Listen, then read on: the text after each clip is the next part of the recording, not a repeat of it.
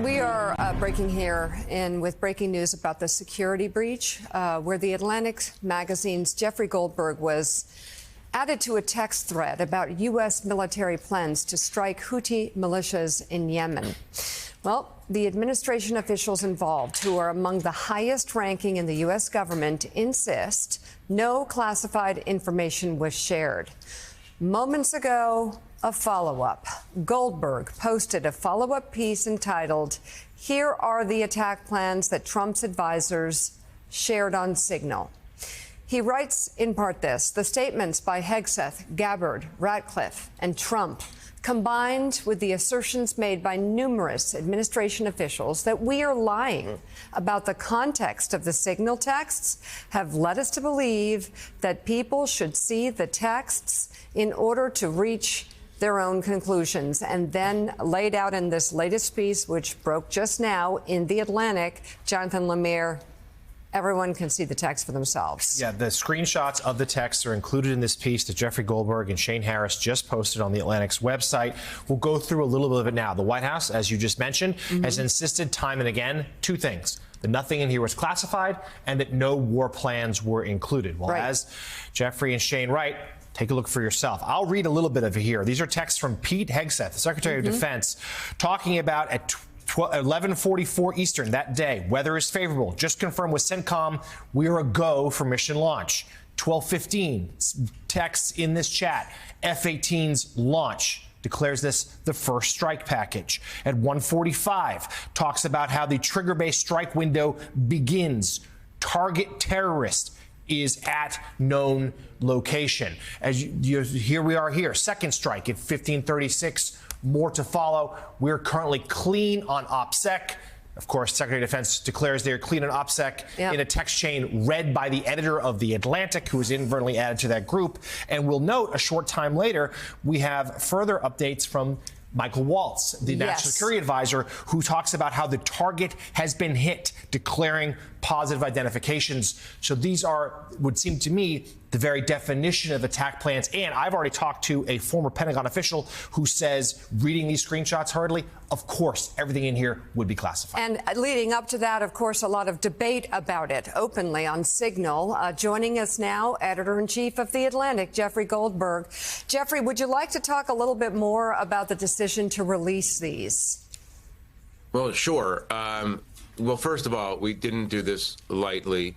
And all yesterday, we were asking our contacts across the administration, national security complex, CIA, DNI, et cetera, do you have any, since the president has declared this unclassified, and since the DNI, since the head of the CIA said there's nothing sensitive or nothing classified in these documents, we just want to make sure that you don't have specific objections to this kind of information going out in public.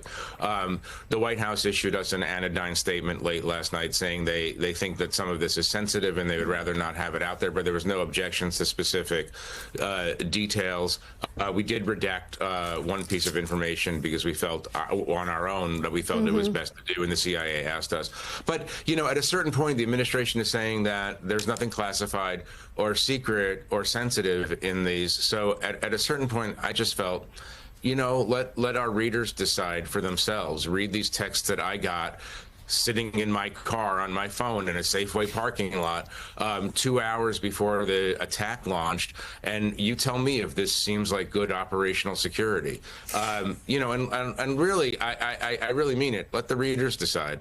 Right. And Jonathan Lemire, two issues here. Of course, that Jeffrey was included on this, and there have been accusations made over the airwaves, I believe by Mike Waltz, that there was some sort of foul play on Jeffrey's part. I'd love Jeffrey to respond to that. But also the fact that this was on Signal is a big issue as well. Yeah, so Jeffrey, let's start there. Sure you've heard, President of the United States called you a sleazebag. Members of his top officials in his administration used similar terminology to describe you and your reporting here. So first, just respond to that, and we'll go from there. Well, I mean, it's kind of rude. First, they invite me to their Signal chat, and then they call me names. That doesn't seem right. Yeah, and I've seen these. I mean, I get it. Mike Waltz is looking for the real killer. You know, the simple truth of the matter is, on March 11th, Mike Waltz sent me a message request on Signal, and I accepted it. That's the entire story. I mean, there's no daring do here. I entirely passively accepted his request to connect on Signal. I'm not going to comment on my relationship with Mike Waltz. He's been saying unserious and unkind things about me. That's okay. But you know, the story is the story. Yeah. March 11th, he reached out. March 13th, I'm added to the Houthi PC small group. March 15th, they announced to the small group before the attack occurs that the attack is occurring and what weapons they're using. And then I began the process of writing up what I thought was a story about a massive security breach at the highest levels of the United States government. That's the story. Yeah, it is a massive security breach, although I think the one positive here is that readers can decide for themselves. There is the one positive here, and this is the purpose of journalism, because, you know, it's like we discovered something that the government was doing that was wrong and dangerous. And, you know, they could have responded by saying, yeah, we shouldn't have been on Signal. We won't do it again. Right. That would have been an easy way to deal with this. It would have been a lot easier than the way they're dealing with it now, because they have a lot of different conflicting stories that they're putting out there. Also, I think trying to defame your character to an extent, and I take issue with that. And Jonathan, on top of it, they're using an unsecured commercial app. Yeah, unsecured commercial app on phones that themselves potentially could be vulnerable. Jeffrey, let's get you to respond, if we could, to in real time. The White House press secretary Karen Leavitt just posted.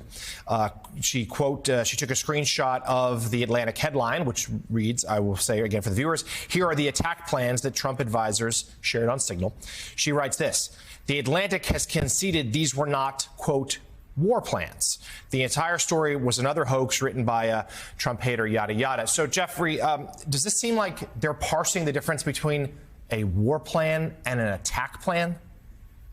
I don't even know what that means. I mean, the plain language in the text is, well, yeah, what are they arguing? That an attack is different than a war? They put operational details of a forthcoming attack on a terrorist organization into Signal, into a Signal chat that included phone numbers that they didn't recognize. I don't even understand what that means. They're talking about attacking and killing terrorists using various weapon systems. So she's just playing some sort of weird semantic game. I don't understand. So let's talk about those texts a little further. And as you say, you're allowing readers to decide for themselves what they mean. But just walk us through some of the text you saw there from particularly the Secretary of Defense and then later the National Security Advisor about the operation that day in Yemen. Right. Look, the key thing here is, this is an interesting one you have up on the screen. This is Mike Waltz in a commercial messaging app providing real-time intelligence updates about the consequences of an American attack. Obviously, there's a challenge here for secrecy, because if you know this, the question then arises, how do they know this, and what kind of assets do they have, technical or human assets, that would know that? But the core of this chain is the statement, is the long text issued by Pete Hegseth 2 hours before the first bombs fell in Yemen. Everybody can find it on the Atlantic website now, in which he goes hour by hour, sometimes minute by minute, here's what's going to happen. And the thing that really struck me as I'm, again, reading this on my phone in a Safeway parking lot, the thing that really struck me is that he's telling me and others that an attack hasn't even begun yet, but the planes are launching in 31 minutes. You know, like, imagine this text went to someone else. I mean, if that's not secret, classified information about, or the most sensitive kind of government information in the world, I don't know what is. I mean, if Caroline Leavitt is arguing that it's not a war because Congress didn't declare war on Yemen, okay, fine. She wants to play a semantic game. But this is operational details about a forthcoming attack on an enemy that has anti-aircraft capabilities. They've allegedly shot down our drones before. So why you would tell anyone in the world on a messaging app that American pilots are about to fly into a, sorry for the expression, war zone, that's an interesting question.